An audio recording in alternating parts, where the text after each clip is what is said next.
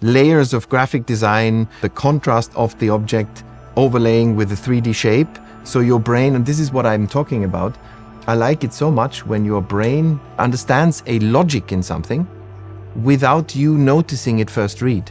You see a design and it feels so right.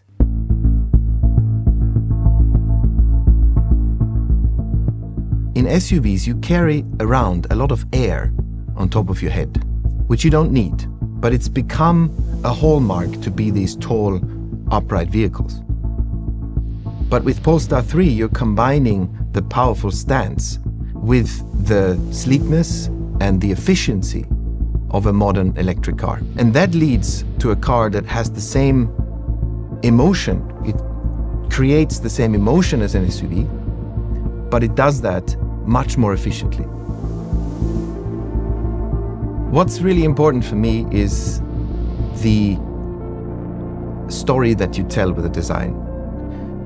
So first read, we work with very graphical design, very logical design.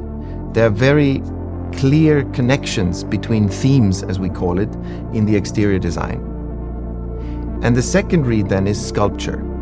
And I would say it's an underrated art in car design, because it takes years of skill and training and craftsmanship to master the art of three-dimensional sculpture on a technical object. By combining the logical themes and this emotional component, we're creating a subconscious harmony that makes you happy. Well, maybe not everybody, but the people that we want to address. For different car types, there are different qualities to focus on. And beauty is not necessarily the main focal point in an SUV. And it doesn't even have to be, because SUVs have different attributes that, in my opinion, are in the foreground. And when you allow yourself to dial down the strive for beauty a little bit, your spectrum of character you can tap into becomes much wider. As opposed to art, we designers only have not even half the spectrum of emotions to play with. Artists can play with decay, they can play with sadness and all these things. We're creating products that should make people's lives easier.